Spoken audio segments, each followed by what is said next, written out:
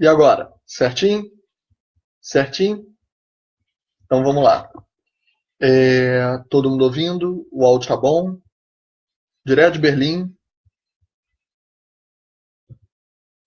Tá. Daqui a pouco a Sam me diz se está funcionando aqui o áudio. Gente, então, como eu havia falado, a gente vai botar todas as questões dos últimos filmes que foram exibidos com autorização para se falar deles. Mas eu vou inverter um assunto que eu tinha falado anteriormente. Eu vou falar primeiro dos filmes brasileiros, porque é uma declaração, gente. Poder estar num festival internacional e a gente ver o cinema brasileiro como a gente não consegue ver no nosso próprio país, que é em telas de IMAX, com o melhor som que pode existir para uma projeção, com a melhor das projeções, com tudo bem, número de lugares não vamos competir, porque, por exemplo, um evento que aconteça na Cidade da Música, lá na Barra, tem um número de lugares bem grandioso. Mas ter esse nível de qualidade para você assistir um filme, como ele foi planejado, e a gente percebe o quanto às vezes os nossos filmes são exibidos completamente à distância do que ele foi planejado ou idealizado quando você está literalmente na realização dele.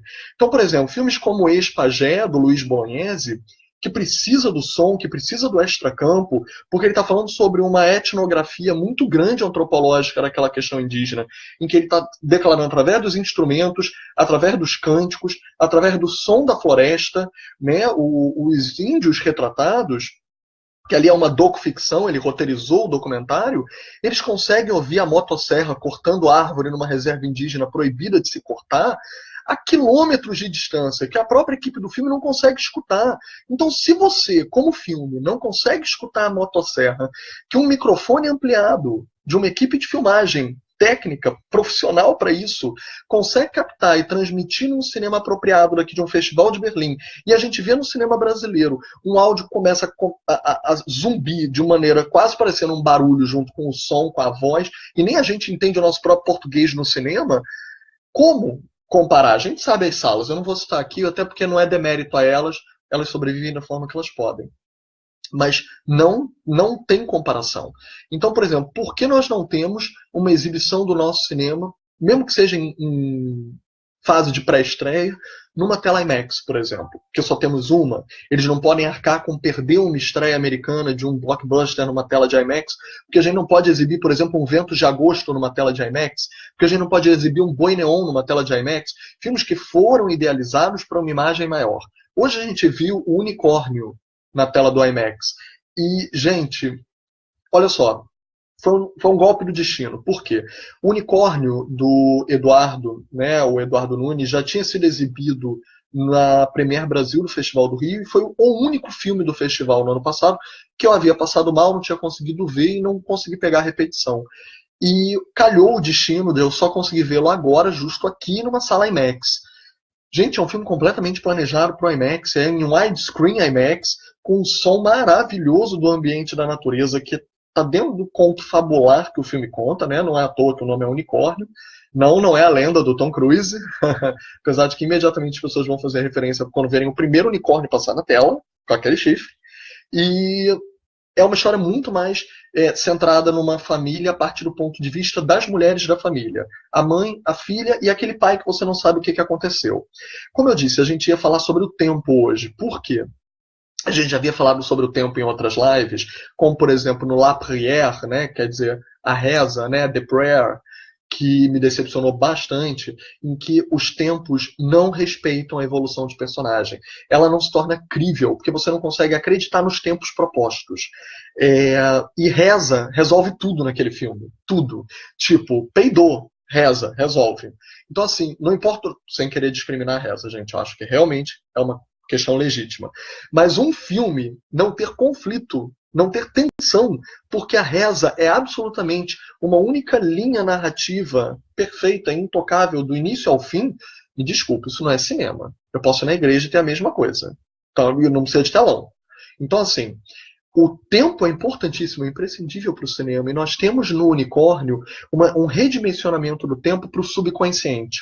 Aquele personagem do pai que está à parte da narrativa central, a narrativa central que é num Brasil que ninguém reconhece, a cada debate alguém chuta um lugar do Brasil diferente que não é o correspondente, ou chuta que é fora, que ele filmou no estrangeiro, gente, aquilo ali é o Brasil. E o Brasil é tão lindo assim.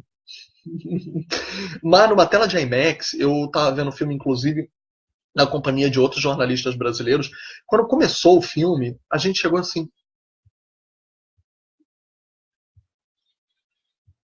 Foi isso que a gente fez. A gente, IMAX, gente, em widescreen. Aquilo dali parecia uma pintura. Eu não tô falando que parecia. A gente sempre elogia que um filme parece uma pintura quando a fotografia é brilhante. Não é isso. Parece que tinham pego um pincel e pintado na tela do cinema. Como se a tela branca tivesse sido pintada nesse nível de textura de imagem. Como se o filme pudesse ser 3D de tão perfeita aquela definição que saltava na tela aquele colorido. E é inacreditável que a gente não tenha esse cinema aqui. É impossível de acreditar. O outro filme, né, que estava em Roterdã, que eu faço parte da equipe, que graças a Deus trouxe o filme à vida, que é o documentário sobre o Neville de Almeida, cronista da beleza e do caos, dirigido pelo Mário Abad, que inclusive é o nosso correspondente também aqui em Berlim, como presidente do júri da crítica, né, esse ano. Você perceba que o filme foi exibido também em Roterdã, também no IMAX. E a gente fez, na mesma hora, o mesmo comentário. Só no nosso país que a gente não vê filme de maneira decente. O nosso filme, o nosso cinema. Por que, sei lá, Thor 3 pode estar em todas as salas principais de projeção boa da cidade e um Unicórnio não poderia? É muita discrepância, é muita discrepância. Tanto que a gente já até conversou, eu conversei com o Mário, conversei com o Luiz Bolognese, que dirigiu o Ex-Pagé. Estou conversando também com o Eduardo Nunes, do Unicórnio. Eu acho que a gente tem que começar uma campanha e tentar começar, pelo menos, a fazer pré-estreias em IMAXs. Porque a gente vai estar proporcionando uma experiência nova ao próprio brasileiro do nosso próprio cinema. Porque a gente não vê cinema assim. É muito chocante mesmo, acreditem em mim. É muito chocante. Voltando. O filme ele é uma fabulação a partir de uma família. Quase parece uma história meio celta. Apesar de muita gente achar que é uma história estrangeira, ela não é. Até porque nós somos compostos por estrangeiros. Nós não somos necessariamente nativos. Somos também uma mistura indígena, somos uma mistura de portugueses com espanhóis, com holandeses, com franceses, com africanos, com todos que pisaram e trouxeram também muito de suas culturas correspondentes para cá e criaram essa riqueza que é o Brasil, que é uma riqueza única, ímpar no planeta, né? Hoje mesmo, eu conversando com algumas pessoas que pesquisam cinema estrangeiro no mundo, aqui de Berlim, e esse grupo estava comentando. Perguntaram como é que era o cinema do Brasil, como é que estava a produção, como é que era a diversidade de pensamento, de olhares em relação a refletir as regiões do mundo. E eles estavam curiosos justamente porque eles cogitavam, eles pressupunham que a nossa diversidade fosse muito maior do que a que eles sequer poderiam imaginar. Porque é de pressuposto, partir do pressuposto, que a nossa cultura tem essa riqueza. Que seja nossa, seja própria de nós. Então, assim, admirar essa diversidade numa tela grande apropriada, e o Unicórnio ele faz isso, ele reúne essa transcendência de gerações estrangeiras, né, que vão criando novas gerações de descendentes no Brasil, para gerar um subconsciente do imaginário num conto fabular, em que você tem duas realidades que você não sabe se nenhuma das duas são verdadeiras. Uma mais pé no chão, mais idílica, que parece um pouquinho mais com o Brasil colonial, que é a que acontece com a filha e a mãe, que é a Patrícia Pilar, e a outra que acontece lá do outro lado, num subconsciente um pouco mais abstrato, de um recinto todo branco, como se fosse o mundo dos sonhos, como se fosse essa parede daqui, e você tem literalmente a interação da filha com o pai. Existem N questões nessa história, além do tempo, como eu estou propondo, que você não sabe o que é realidade e o que não é, se a menina é um unicórnio, se ela não é, o que é. O filme não é um filme de diálogo, ele é um filme de imagens, por isso mesmo, uma tela apropriada, e ele fala sobre o subconsciente. Então, aliás, mudar o verbo, ele não fala, ele mostra. Então você precisa sentir. Ele não é realmente, ele não vai cair num gosto popular geral, ele é um filme muito mais interpretativo e ele vai ser muito próprio de quem o assistir. Acho que cada um vai ter uma interpretação radicalmente diferente de todos os outros. Tá?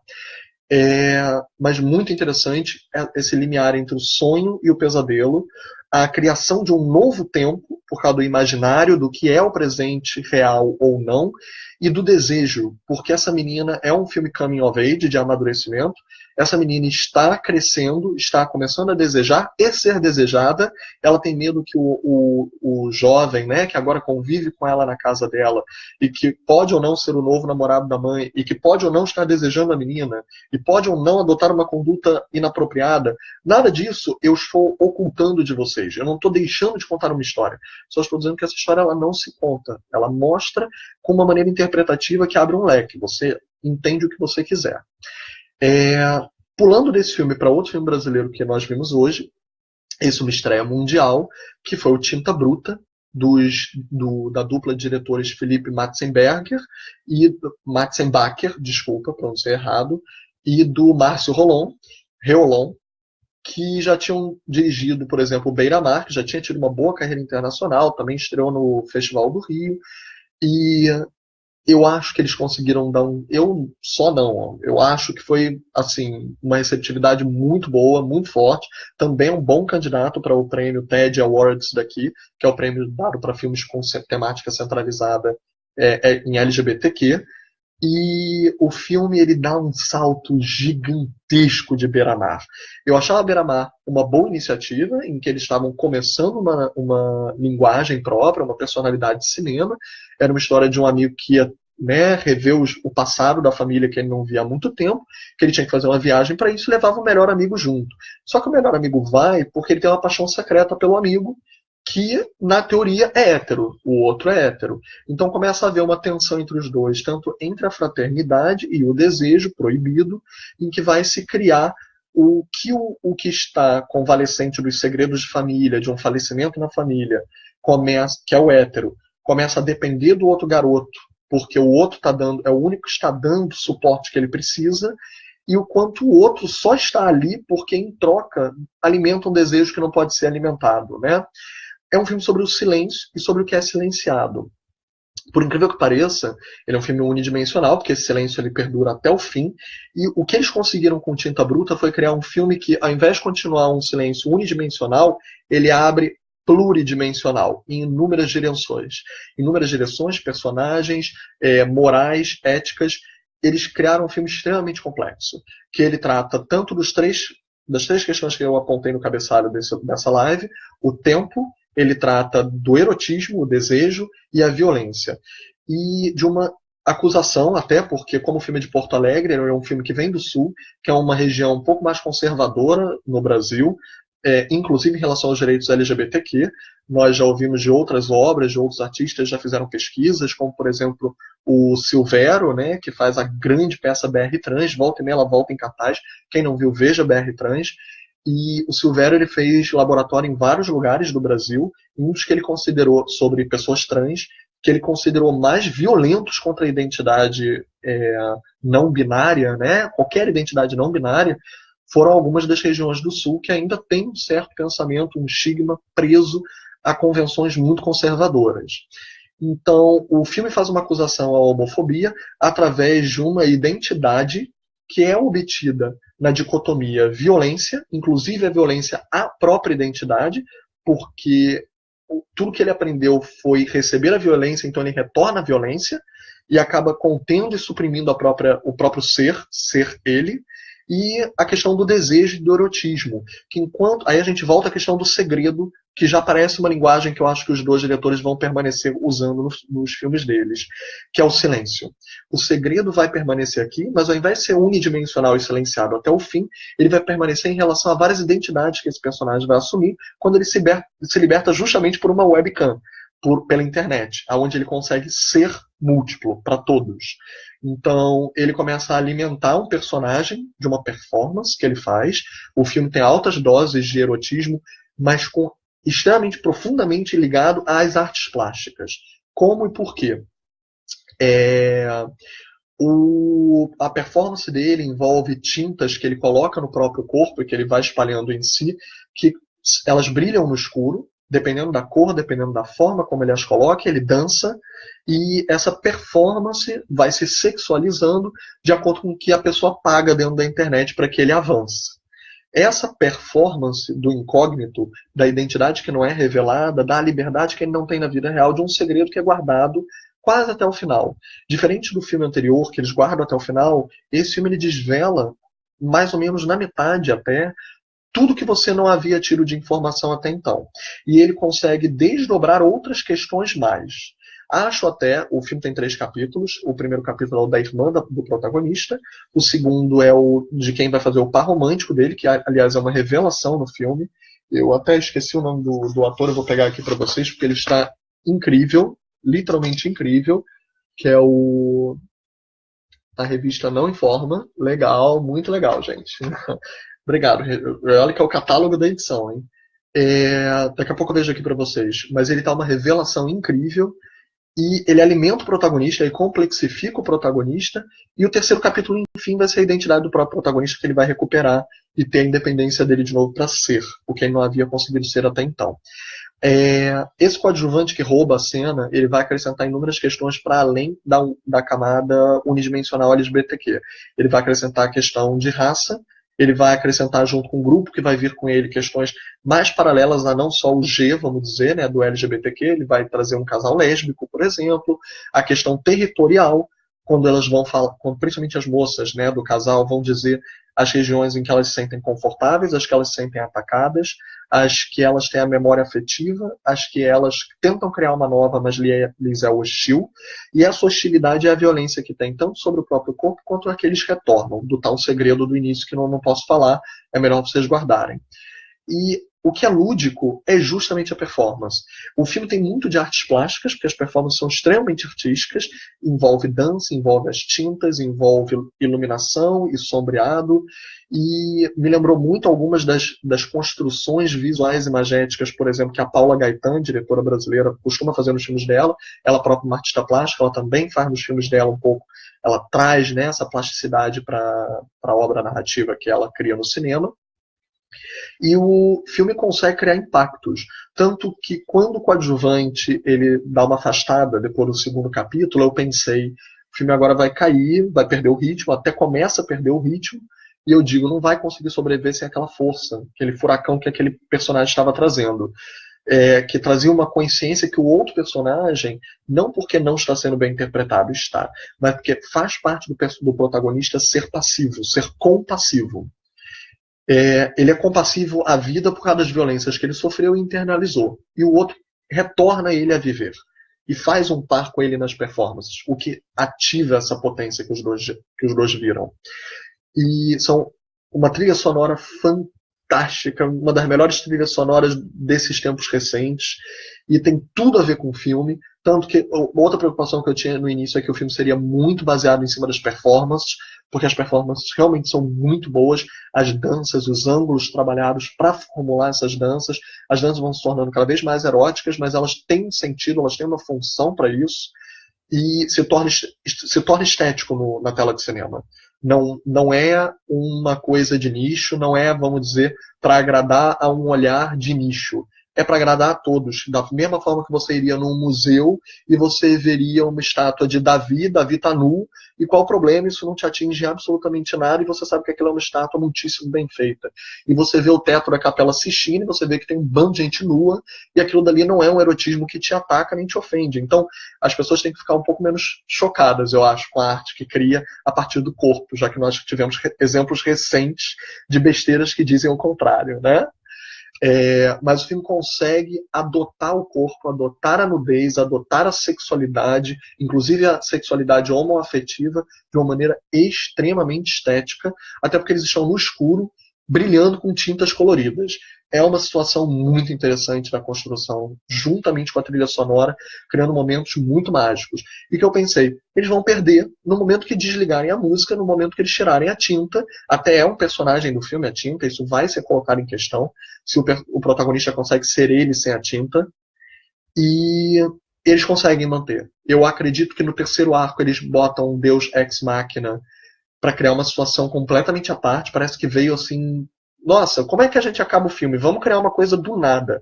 E eu comecei a pensar, não deu certo, arranhou o disco, mas eles conseguem encaixar direitinho essa situação, ela não fica tão estranha ao restante do filme.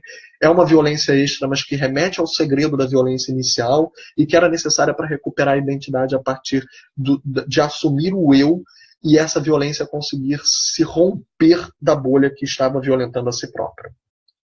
É um filme muito interessante e que agrega valor ao prêmio TED Awards se ele chegar a ganhar. Mas eu ainda acho que o favoritismo que está ocorrendo aqui anda para o Bicha Travesti, com a Linda Quebrada, que traz uma noção até mesmo da construção do tempo muito maior. Ela une passado, presente e futuro dentro de um cinema de verdade, que é a construção não só da identidade original da Lin, artística, né, a social das causas pelas quais ela representa, as quais ela representa hoje em dia, e que ela cria amálgamas de, parecem filmes da Lin, vários filmes colocados em um só. E ela consegue criar uma nova linha cronológica com a mistura dos tempos. Isso eu acho que é sem precedentes. Eu acho que, mesmo que nós tenhamos filmes hoje em dia que estão lutando pelo LGBTQ com um grande conceito artístico e representando bem na tela todas essas questões, como a gente já citou vários aqui nas últimas lives, o Corpo Elétrico, o Meu Corpo é Político, o que o Bicha Travesti faz é literalmente criar uma máquina do tempo e passear a bel prazer em todos os momentos. É impressionante. E com diversão, com drama, com emoção, você chora, você ri, você dança. É muito impressionante você poder participar junto com o filme em tantos tempos assim. Voltando agora para os estrangeiros, a gente começou o dia com o Gus Van Sant, que passou agora no final da noite para o público, então a gente pode falar sobre ele, que é Don't Worry, He Won't Get Far on Foot. Não se preocupe, ele não vai chegar muito longe a pé, porque é uma ironia. Isso foi criado a partir do... É uma frase do personagem verídico que o Joaquin Phoenix interpreta. Ele é um cartunista que é o... Esqueci o nome dele. Peraí, gente. O nome dele é... John Callahan. Ele é um cartunista americano que ele fica paraplégico numa cadeira de rodas. Por isso a piada que ele próprio faz nos cartoons dele, que ele não vai chegar muito longe a pé, porque ele está numa cadeira de rodas, e que a velocidade faz parte do tom que ele adota, porque ele inclusive tem uma cadeira super high-tech, que ele tende a andar em alta velocidade. É até uma coisa que o filme incorpora, ele volta e meia, ele se autoderruba da cadeira, de tão rápido que ele anda com ela. E isso é importante, porque o Gus Van Sant vai criar uma linguagem de cinema a partir da velocidade com que essa pessoa com essa desabilidade, né, vai adotar na vida real para poder compensar a falta dele. Então ele vai adotar uma velocidade numa cadeira elétrica que ele para compensar a falta da mobilidade com as pernas. E o que o Gus Van Sant vai criar é uma montagem, uma edição frenética que nos 30, 40 primeiros minutos do filme nos dá algo que para mim foi uma das coisas mais brilhantes que eu vi nesse festival, que é uma total e completa não linearidade. A formulação temporal completamente aberta, que aquele desejo desbrava de viver e de errar, e de cair, de tombar e de levantar de novo, é impressionante. Eu fiquei um pouco decepcionado depois disso, porque ele, infelizmente, eu achei que ele ia fazer isso o filme inteiro, o que para mim foi a primeira vez em que ele está pensando em evoluir a linguagem dele, né? Uma das maiores obras reconhecidas dele, que é o Elephant, que ganhou o Cannes, sobre a história do Tiros em Columbine, vocês se lembram, que também teve o documentário do Michael Moore de nome homônimo, né? Tiros em Columbine. E o que ele inovou em Tiros em Elephant, que foi tão reverenciado? A câmera seguiu um personagem, né? Tá seguindo. De repente esse personagem encontra outro personagem e a câmera passa a seguir o outro personagem. Esquece esse por enquanto. Opa, deixa eu vir pra cá. Esquece esse por enquanto. Depois encontra um outro personagem e segue esse outro personagem, que depois volta para aquele primeiro. E isso ele tirou, por exemplo, ele próprio admite as referências dele, por exemplo, de um Belatar, né, em relação a Satan Tango, e você vê que a não linearidade dos personagens influenciou com que ele agora, nessa montagem, tivesse uma não linearidade da história. Total, aliás. É impressionante a forma como ele se desvincula, e o Fênix, o Joaquim, ele se transforma a cada momento que o filme passa. Nos 30, 40 primeiros minutos, ele se interpreta ainda andando, de início na cadeira, negando a cadeira, mais tarde já evoluído, já dando palestras de laboratórios de incentivo, de autoajuda, como um cartunista famoso, como um início de carreira, como alcoólatra. Tem tantos momentos e transformações que aquele mutante costuma fazer, né? O Joaquim é muito mutante nisso, que a montagem dá conta de uma vida que acontece todo ao mesmo tempo, é de enlouquecer aquele início. Só que depois ele adota uma linha principal, ele adota um arcabouço assim com uma espinha dorsal, e ele, dessa espinha dorsal, o que mais me decepcionou foi chegar ao final do filme e explicar cada uma das linhas que ele abriu no início, na ordem e com moral da história. Como se fosse sucessivamente criando uma emoção hierárquica mesmo, para crescer até um fim climático de tudo que ele abriu no início. Gente, tão careta. Pra quê? O filme é bom, não precisava disso. E o Joaquim tá ótimo. Não é a melhor interpretação dele, mas é uma interpretação que o americano adora ver. Tipo como se ele tivesse dado alguns passos atrás de interpretações como, por exemplo, de Um Mestre, né, que ele é dirigido pelo grande Paul Thomas Anderson, de Vício Inerente.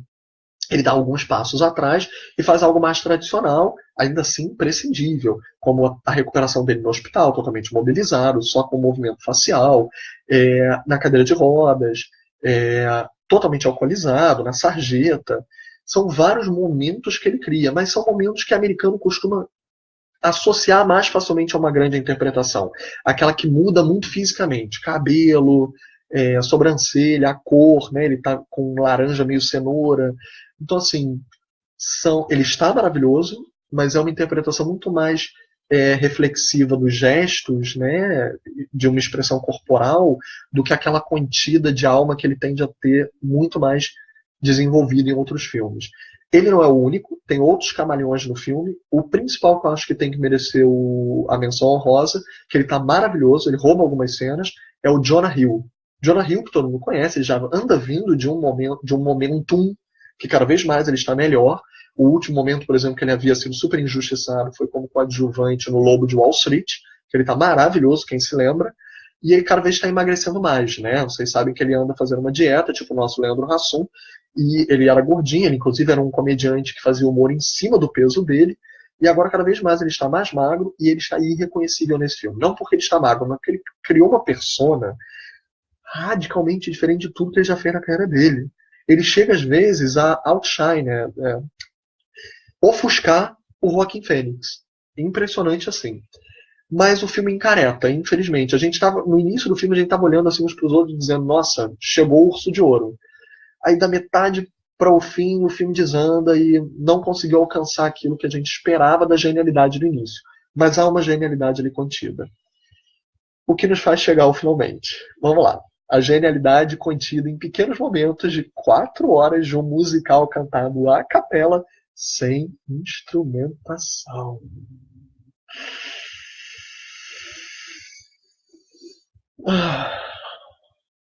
Ok. Gente, eu acho que tem que se haver bom senso. Eu poderia fazer um filme hoje de 60 horas, mega experimental, mega radical, não abrir concessões de linguagem. Vocês entendem se vocês quiserem entender. Se não entenderam, o problema é de vocês, eu não vou me preocupar com isso.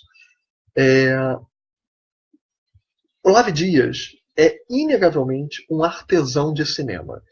Ele é um filipino, para quem já não está acostumado com os filmes dele. Ele tem enquadramentos geniais. Ele geralmente, como os filmes dele são muito longos, já que a gente citou o Béla Tarr, né, anteriormente, vamos citar o Béla Tarr e a esposa dele, né, a Agnes Horowitz, que também co-dirige muitos dos filmes mais recentes dele, dos últimos anos, e faz inúmeras outras funções com ele nos filmes. Mas uma escola, né, Béla Tarr, Agnes Horowitz, eles falam que a montagem do filme está muito no enquadramento. Vou dar um exemplo. Deixa eu ver onde é que está a câmera aqui. Peraí. Vamos lá. Peraí. Pronto. Está aqui. Deixa eu botar aqui na tela. Então, eu estou me enquadrando, não estou? Deixa eu ver se eu estou enquadrado. Estou, agora eu estou. Então, se eu me recortar assim, eu tenho um enquadramento que pode ser uma montagem. Por quê? Eu não preciso mover a câmera ou cortar essa cena. Eu posso tirar meu rosto desse enquadramento quando eu quiser. A câmera ainda está num plano sequência e eu me tiro do ângulo da câmera. O Béla Tarr e a Agnes, o que eles fazem nos filmes deles é exatamente isso. Eles fazem uma montagem dentro da câmera. Então, você não precisa ir para a mesa de edição para às vezes fazer uma mudança radical da cena sem cortar o frame, sem cortar a cena. Então você, a partir desse enquadramento, que tem que ser genial, porque eles também são excelentes, né, em enquadrar grandes planos, vai fazer um recorte que a edição não vai precisar fazer. O Lavi Dias, ele também tem isso, ele sabe colocar a câmera dele.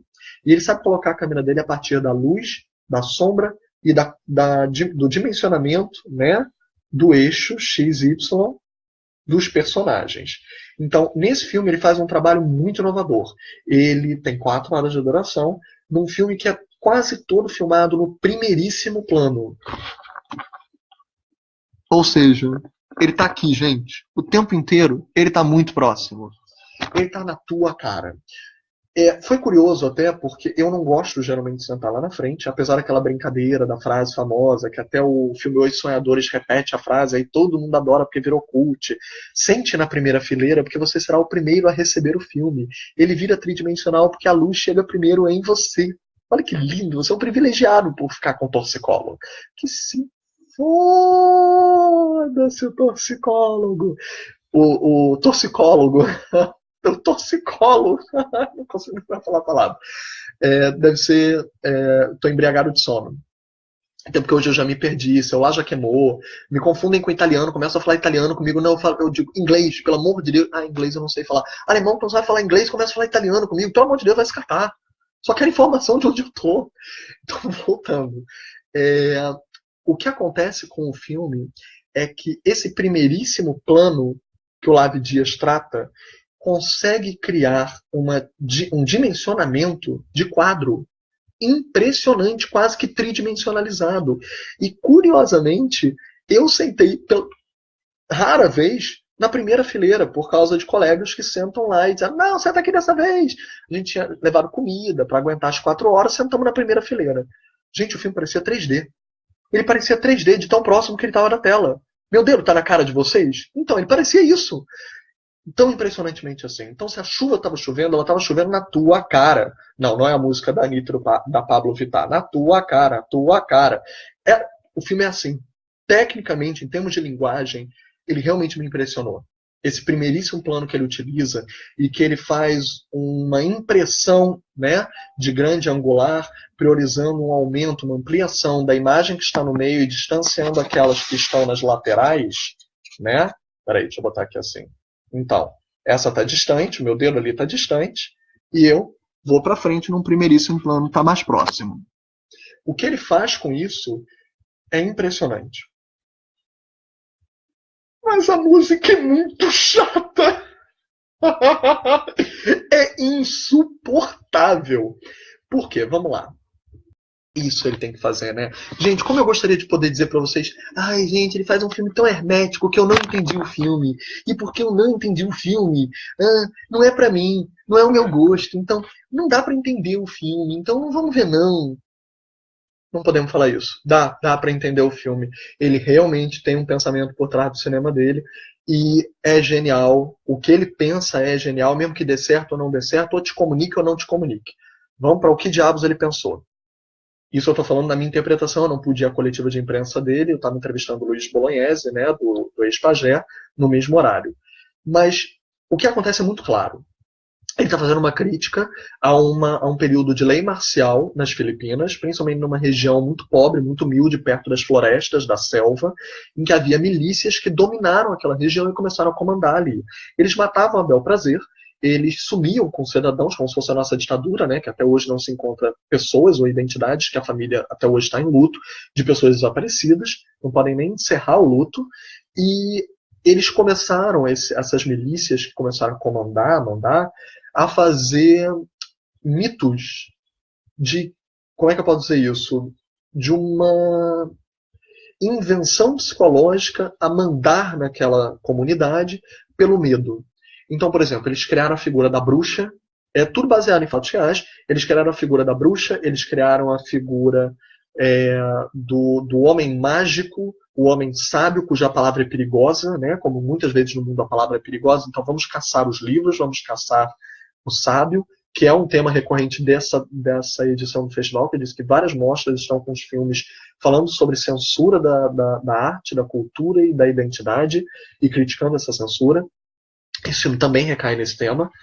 E essa milícia, ela vilanizou algumas das pessoas centrais daquela comunidade. Os principais líderes, ou pessoas que eram representativas naquela comunidade, eles vilanizaram, e eles deixavam essas pessoas vivas para fazer elas de exemplo, para vilanizá-los, ninguém poder se unir, porque sem esses líderes eles não podiam se unir, e comandar mais facilmente, né? Dividir para conquistar, Sun Tzu.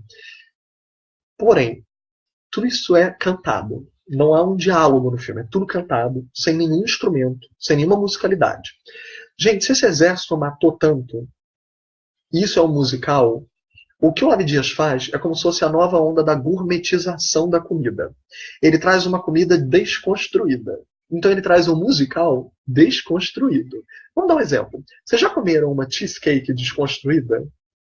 É ridículo. Vem um copinho, depende do restaurante, sei lá, mas vem um copinho, né, com a geleia da cheesecake. Vem tipo um biscoito, como se fosse a massa, e do lado vem o queijo, mascarpone ou o queijo que foi feito a cheesecake. Então assim, sério? Queijo ricota, tanto faz. Queijo, massa e a geleia. E você mistura onde? Na tua boca? No teu estômago? O que o Abdias fez foi isso. Ele desconstruiu o musical. Em primeiro lugar, seria ético você escalar excelentes cantores para o papel de militares assassinos? Cri, cri, cri, cri. Não. Então o que acontece? Ele propositalmente faz números musicais risíveis, ridículos, risíveis, para aquelas pessoas que são vilanizadas no filme. O filme é maniqueísta, de uma forma ou de outra. Isso está claro, isso está posto desde o princípio. Aquilo dali é uma ditadura. E aquilo dali não é uma coisa que para você entender ambos os lados. Um lado está errado, ponto final. Então, ele faz números musicais absurdos e ridículos para aqueles seres. Ele ridiculariza aquele exército que tem o poder de mando. Os artistas que interpretam os militares não têm boa voz, não têm necessariamente a necessidade de fazer grandes números, então eles cantam mal pra caramba. Proporcionalmente, tipo, o Labdir não é um imbecil. Você tá na cara que você tá entendendo que ele não dirigiu mal esses cantores e dirigiu bem os mocinhos. Tá na cara. Então você tá entendendo que esse pessoal canta mal porque eles são monstruosos, porque eles são feios, porque eles não podem cantar bem. E aqueles que são os protagonistas que vão sofrer têm uma voz incrível em geral. E números musicais muito mais bonitos. Geralmente, a maior parte das músicas são melancólicas, tá? Porque se está falando de um direito perdido, de gente que está morrendo, desaparecendo e que não tem, está impotente, não tem como reagir. Então a maior parte das músicas são melancólicas, apesar dele brincar com alguns gêneros musicais. Há músicas mais folclóricas, há músicas mais pop, só que sem a instrumentalização fica a seu critério encaixar a música da forma que você achar melhor. Dá para se perceber às vezes que uma letra ou uma voz se encaixaria mais numa música pop, mas sem a trilha, sem a instrumentalização, ele abre um leque de interpretação para você complementar o filme. Só que assim, uma coisa seria se o filme tivesse 1h30 para você complementar. Outra coisa é você complementar 4 horas disso. Outra coisa, não são 4 horas de músicas inéditas. Muitas músicas repetem, tá? Como se fosse um refrão. A música inteira é um refrão. Os militares, por exemplo, têm umas 3 músicas que eles repetem muito. O protagonista ele tem uma amiga que não existe, que é como se fosse a consciência dele, que também vive do lado dele, e que é a que tem a melhor voz do filme, a consciência do protagonista. E ela tem uma voz incrível, em momentos muito bem fotografados. As músicas são bem fotografadas, geralmente estáticas, planos estáticos, que ele geralmente ele fixa um plano quase holandês, assim, meio que abaixo do nível, né, da cintura, abaixo do eixo, para filmar as pessoas naquele primeiríssimo plano engrandecidas, né? Porque quando você põe de baixo para cima, qualquer contra-plongé aumenta a pessoa. Então, ele joga uma iluminação sombreada, como, por exemplo, algumas referências que ele tira do noir, como as persianas, como uma janela com chuva, né, respingando a sombra da chuva no rosto das pessoas, que se intercalam, se intercruzam com aquele musical muito bem. O problema é a repetição incessante daquelas músicas horrorosas. E daquela coisa sacal. Por isso que eu falei, tem que se ter bom senso. O quanto ele pode nos impor? Eu posso impor 60 horas de filme para vocês, aí dizer assim, eu vou fazer 60 horas das representações das piores mortes da história do cinema, tipo, eu vou juntar a Centopeia Humana com o Albergue, vou juntar assim as piores mortes, e aí eu vou botar o Fome Animal, e aí eu vou botar 60 horas só disso, e eu vou exibir num cemitério. Pode ser, vai ser por uma madrugada, quer dizer, por um fim de semana inteiro, né? 12, 24, não, é 24, 48, isso, 3 dias assim de cemitério. Teria uma lógica, a pessoa poderia sair e entrar, que nem o Labi Dias fala que podem se fazer com o filme dele, né? Você pode sair e entrar a qualquer momento do filme dele, ele próprio aconselha isso. Então, você pode entrar e sair do cemitério, que eu estou fazendo esse filme de 60 horas das piores mortes do cinema reproduzidas, e nossa, que ideia, Filipe, genial, vai ser incrível, as pessoas vão mesmo. Vão, talvez na primeira exibição. Vocês iriam na segunda? Vocês iriam na terceira? E se eu fizesse em 5 cemitérios simultaneamente? Seria muito mau gosto, né? Mas vocês iriam. Ou seja, tem algumas coisas que funcionam numa bolha muito estrita. E alguns dos filmes do Labi Dias conseguem esse efeito. Ele funciona, ele tem uma lógica própria, que funciona dentro da própria bolha. Se você entrar, se você embarcar nessa bolha, você não só compreende, como você tira bons proveitos. Há grandes cenas nesse filme. A personagem, por exemplo, da bruxa, da anciã, que perdeu a família inteira, é fenomenal. Fenomenal. Atriz coadjuvante para ser candidata para o ano. Mas as outras coisas vão diminuindo o filme, vão te cansando e te tirando a força para ver chegar nessas grandes coisas. 2 coisas que vale a pena citar antes de encerrar o filme começa com uma frase muito bonita, narrada, que a única coisa falada do filme é a narração inicial que explica a situação da lei marcial onde o filme vai se passar na história, e que narra que quem fez o filme está fazendo em homenagem àquelas pessoas que passaram por aquilo, que eram conhecidas deles, de quem está fazendo o filme, e isso é para vocês, porque vocês são nossos amigos. Então, essa primeira declaração íntima, ela é muito importante para você entender o filme inteiro. Porque o filme se torna intimista, ele se torna um amigo de quem sofreu. Se torna parceiro da melancolia cantada. Que se junta à segunda coisa. Na mesa do protagonista no início, que ele escreve, ele é um poeta, ele é um escritor, ele é professor, ele é aquela mente poderosa da palavra que vai ser negada, né? Tem o livro Fahrenheit 451, que é um livro que já foi adaptado para o cinema, dirigido pelo Truffaut, foi um projeto encomendado, não era originalmente do Truffaut, ele dirigiu esse filme, eu adoro esse filme, mas muita gente alega que não é um filme com personalidade truffoniana, que foge, que escapa, mas o filme, o livro, tratam da censura à literatura, a censura ao saber, à palavra, ao conhecimento. Então eles queimam, né? Fahrenheit 451 seria a temperatura que você teria que alcançar para que os livros fossem queimados e virassem cinzas. Essa é a razão do título. Então, o livro está em cima da mesa do protagonista, dá para se perceber claramente, e é outra dica que, juntando com o todo, te diz aonde o filme quer chegar. Esses soldados que cantam quase que balbuciando, né, de maneira risível, para ridicularizar a posição deles, eles ouvem a um ditador que é o único que não tem legenda, ele não tem tradução no filme, porque ele não está falando nem filipino. Eu não sei o nome do dialeto filipino, não sei se é filipino, ou filipinês, ou filipo, tanto faz. Mas ele não está falando, ele está balbuciando. Sempre que ele aparece em tela, ele fala sem ser compreendido. E todos os militares assentem. Então você percebe, enfim, cruzando todas as referências que eu acabei de falar, a metáfora em relação à importância da palavra para o conhecimento.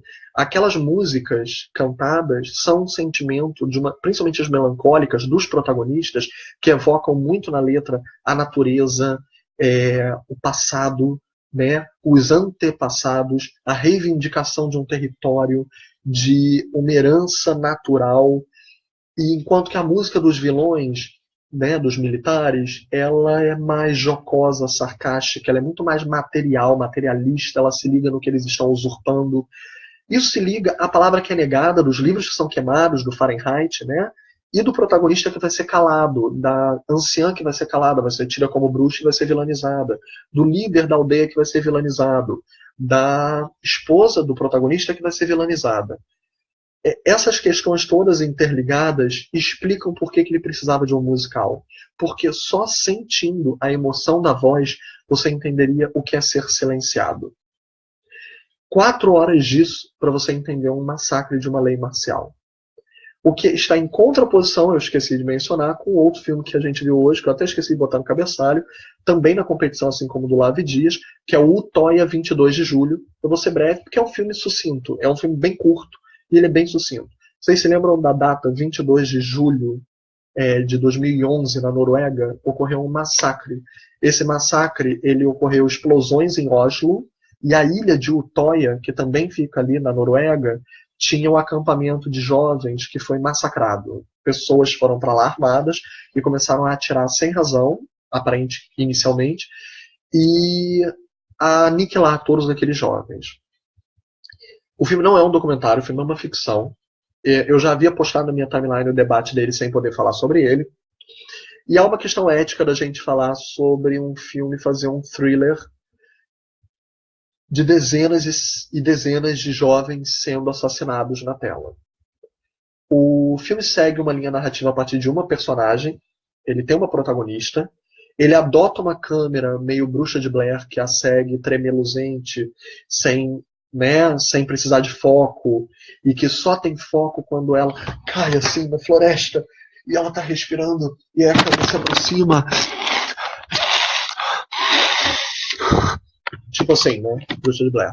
Então, essa câmera que protagoniza essa personagem e bota um ponto de vista muito guiado no ombro dela, impede que você veja o que está acontecendo ao redor. Eles, de fato, alcançam com isso um certo respeito. Como assim? Já seria bastante delicado você fazer um filme quase que com linguagem de gênero de terror, de slasher movie, mostrando aqueles jovens todos sendo injustificadamente chacinados. É uma cena grotesca. O filme, tentando respeitar aqueles personagens reais, ele ficcionaliza. Nenhum dos que aparecem na tela correspondem a alguma identidade específica. Eles são acúmulos de testemunhos dos sobreviventes, reunidos em alguns personagens, e eles não mostram necessariamente ninguém morrer. Na verdade, uma ou outra exceção. Mas aí são exceções personalizadas. Não são exceções do tipo, você está vendo lá correr, atiraram, e você vê cair de uma maneira desrespeitosa. São personagens, têm nome, e se alguém vem a morrer na câmera, é para um efeito de quem sobrevive ter uma catarse. Então eles tentam criar, para todos que viram o Filho de Saul sim, eu acho uma escolha genial de câmera, em que você sacrifica todo o resto do ponto de vista ao redor. Tem gente explodindo bomba aqui, tem gente massacrando aqui, mas você só vê o ponto de vista do protagonista, que está procurando o filho dele, que ele acha que ele tem que achar, e que ele tem que achar alguém para poder enterrar ele de acordo com as leis da religião dele. Então ele só enxerga aquele filho. Você exclui tudo que está acontecendo ao redor dele, que é uma guerra. Mas ali existe uma lógica do que ele está apagando ao redor dele. Não é um desrespeito em relação às vítimas. Nesse filme, poderia facilmente resvalar em cima de um desrespeito. O que o filme faz é também não ter uma câmera no ombro da protagonista, um som no extracampo de gritos, de tiros, e ele vai criando um suspense a partir de seguir com essa câmera Bruxa de Blair a protagonista, excluindo você, espectador, do restante da ação. Você não sabe como vai acabar, você não sabe o que vai acontecer. Existe uma linha narrativa também para guiar essa protagonista, ela tem um mote, ela tem uma finalidade, mas eu também não vou falar para não revelar. O filme é eficiente em termos de linguagem de cinema, mas talvez por sacrificar tanto no meio do caminho para não ser desrespeitoso, ele acabe ficando um pouquinho aleijado na crítica que ele quis fazer. Ele não contextualiza tão bem quanto ele poderia. Mas ele te coloca no lugar daqueles jovens que, de fato, também não sabiam explicação para estarem sendo baleados do nada por nada. E isso, por si só, eu acho que é um terror muito atual até hoje, de terrorismo. Infelizmente. Outro filme que nós vimos hoje, que é o Cool, que a gente não pode falar, ele está embargado até amanhã, que ele em inglês fica Pig, que é um filme iraniano, dirigido pelo mesmo diretor de A Dragon Arrives, que é um diretor um pouco surrealista. Ele tem um humor sarcástico, cáustico, com surrealismo.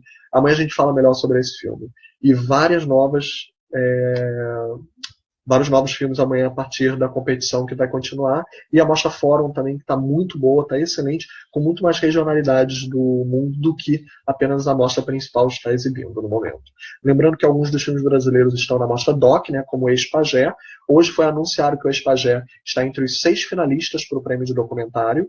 O Tinta Bruta, que eu falei hoje, está na Mostra Panorama, por exemplo. Então, existem alguns afunilamentos que ainda garantem que alguns dos nossos filmes brasileiros, inclusive, talvez possam estar concorrendo a alguns prêmios. Eu acho que um possível é o de documentário para o Ex-Pagé, mas o mais provável é o TED Awards para o Bicha Travesti. Esperemos que sim, esperemos que isso dê o reconhecimento devido, porque o que a gente está vendo aqui, cheio de brasileiro por sinal, gente, é mágico. E isso não chega até aí. Não está em todos os jornais como deveria, não tem pauta no jornal do horário nobre, da maioria das emissoras, ou mesmo jornal impresso que só tem uma pontinha assim de rodapé. Isso é um absurdo, até porque a Globo está em peso aqui, tá? A Globo está em peso aqui por causa dos laboratórios de roteiro dela, dos programas, ela tem um stand aqui, totalmente voltado para ela, porque vários dos laboratórios daqui às vezes financiam alguns dos projetos dela lá. Então eu acho um absurdo não refletir em relação à proporção do que deveria estar aparecendo na mídia também, para poder valorizar os nossos filmes que já estão aqui, que já estão finalizados. Tá? E muito da nossa produção nacional, que nem chegou aqui, que nem está aqui de fato, está sendo procurada por esses estrangeiros que estão perguntando o que está sendo feito aí, por nós. Então acho que essa comunicação tem que aumentar e tem que haver uma exigência para que isso possa voltar a acontecer. Então, até amanhã, gente. E quem for aguentar o filme do Lavi Dias aí, quem está aqui em Berlim, boa sorte. Leva comida. Beijo.